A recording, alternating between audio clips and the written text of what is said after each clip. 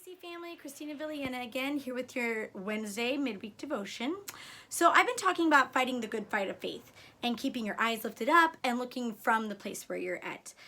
But on this journey, it's important to decide whose voice are you listening to. So that's what I wanted to talk to you about today. Proverbs 1:20-23 in the Amplified Classic says, "Wisdom cries out in the street. She raises her voice in the markets. She cries at the head of the noisy intersections. At the entrance of the city gates, she speaks. How long, O simple ones, open to evil, will you love being simple? And the scoffers delight in scoffing, and self-confident fools hate knowledge. If you will turn and give heed to my reproof, behold, I, wisdom, will pour out my spirit upon you. I will make my words known to you." Wisdom is calling, crying out, speaking. What I hear in this verse is I hear wisdom isn't hiding. She isn't hard to find.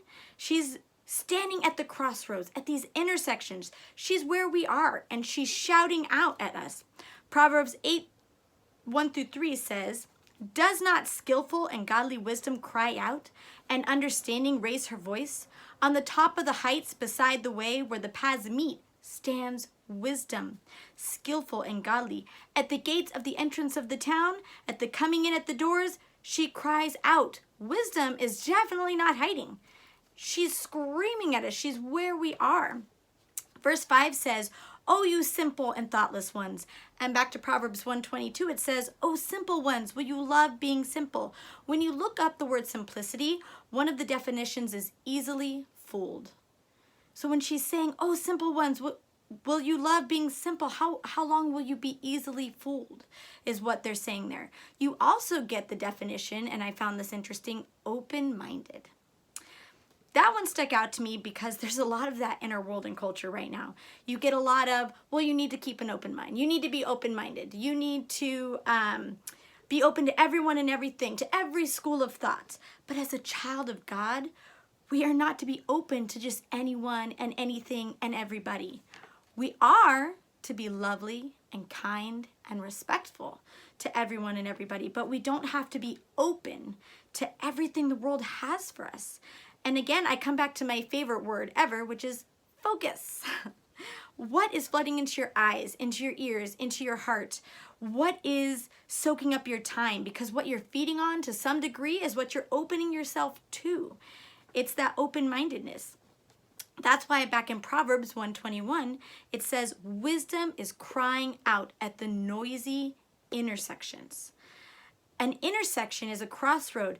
It's where a choice needs to be made. When you're driving on the freeway and you come to an intersection, you have to make a choice. Do you get off? Do you change freeways? Do you change lanes? Do you go straight? Do you turn around? Do you go left? Do you go right? Do you exit? It's a choice. It says wisdom is standing at the noisy intersections, right? She's standing where a choice needs to be made. And all of the other stuff going on that's begging for your time is distractions. And that truly is one of the devil's best talents, is distraction. How busy can he keep you? When wisdom's crying out at this moment of choice in your day, the devil's like, "Oh, hey, over here, look at me, look at me." And if he can get us to turn our focus and to be easily fooled, then he's maintaining what he needs to keep us off our path. Wisdom is standing and yelling at these intersections because a wrong turn can be costly.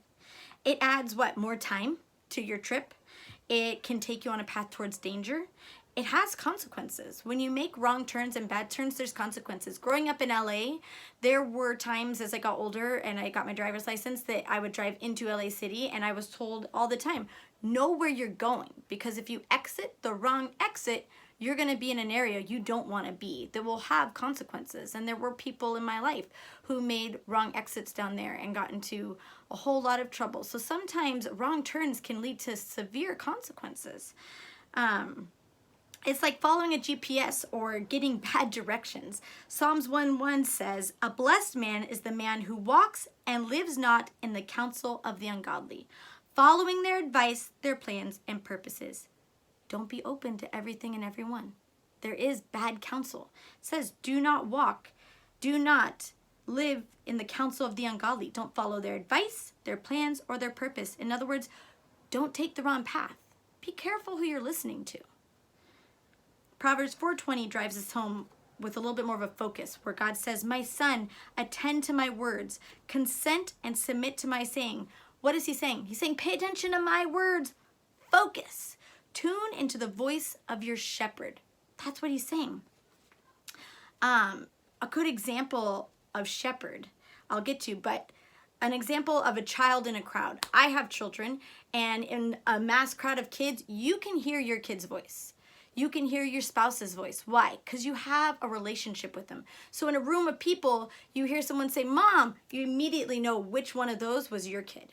You just know, because you're tuned in to their voice. So it doesn't matter how noisy everything is or how much chaos is going around, you are tuned in to that voice. When my husband calls my name in a crowded room, I know his voice and I know when he's speaking to me, right? Doesn't matter. And wisdom stands at the noisy intersections, at that crossroad, and wisdom is yelling above the noise. But you have to be tuned in to the voice of God and have that relationship to know your shepherd's voice. John 3 through 4. John 10, 3 through 4. The watchman opens the door for this man, and the sheep listen to his voice and heed it. And he calls his own sheep by name and brings them or leads them out. Out of what? Out of anything you're going through. You're a shepherd. God leads you out of it when you're listening to his voice. How's he leading you? His voice. This is being spirit-led and focused on his words. This word right here. Verse 4 says, when he has brought his own sheep outside, he walks on before them, and the sheep follow him because they know his voice. There is the key. Know his voice. How is that child lost in a crowd and a parent can hear their kid's voice? Because they know their child. They spend time with their child day in and day out. They know that voice. Wisdom is standing at that noisy intersection. Tune in to the voice. Don't let the devil distract you with everything else going on. This is why it is so important to spend time in the Word, to spend time with God and in His presence, and to meditate in His presence. And you know, it's funny when I think about that, the book that I was reading, Fight to Flourish, there was a portion of that when I was writing all of this where she talked about how she sits down to do her Bible time or her time with God, and no matter how diligent she wants to be in her time with God, those distractions come. All those to-do lists come through your head, and your cell phone, and the laundry, and you're not really in that time with God. You're reading the Bible and praying, but your mind's wandering. That's still a distraction. This is why it's so important to know His voice. In verse 5 of John 10, it says, they will never on any account follow a stranger, but will run away from him because they do not know the voice of the stranger or recognize the call. I want to leave you with this one last example of truly knowing your shepherd's voice. There was this whole thing done, I can't even tell you what country, but it was sheep in a pen. And the shepherd, he was a herder, he had people come, bunch of people come, and would call the sheep the same way he calls the sheep. He would call, they would yell out for the sheep, and those sheep would not even acknowledge these people. They just kept eating the grass. And the minute the shepherd said whatever sound he said, those sheep, boom, the whole entire herd, we're talking like 100 sheep, looked up at once and all came running right for him. Why? Because it didn't matter how many people were yelling at them, they knew their shepherd's voice and they knew his call and they knew that he is going to lead them where they need to go, right? Out of danger. Because the sheep that doesn't really hear their shepherd's voice, they're going to keep going towards the cliff. They're going to keep heading towards that wolf that's hiding in the rocks. And the shepherd's calling and they're doing this. Was that his voice?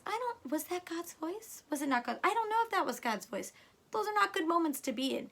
You want to have that time and that relationship developed that when God's voice comes across, when wisdom yells in the noisy intersection, you know it, you're tuned into it, and you know that was God, and I need to do that. Wisdom is shouting out, crying out. It's basically screaming at you. But the devil knows if he can distract you from spending the time that is required to truly get to know your shepherd, then you won't recognize the voice. You won't hear the truth and you won't make the right choice. The devil knows this. He knows that if he can keep you from that time that's so important to spend with God, that he can keep you from really knowing your shepherd's voice.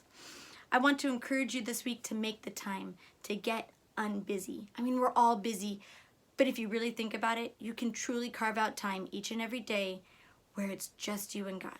No cell phones, no distractions, no children. It's making the time every day. once a week, once a day with the TV on, phone in hand. That's not cutting it. The sheep hear my voice, and I call them by name, and I lead them out. God is speaking every day through his Spirit and his word. Every word of this is inspired by his Spirit, and that same Spirit that wrote this is living on the inside of you. The author of this book is living on the inside of you, and he will speak to you through this, through the pages here, every day of your life. Everything you have need of, there's answers. God has answers for you, but you have to be able to hear his voice and to tune in to your shepherd. So I encourage you this week to listen to wisdom, because the Bible makes it very clear. Wisdom is screaming at you. They have the answers for you, but you have to hear the voice. Tune into your shepherd's voice. Have a fantastic week. Bye.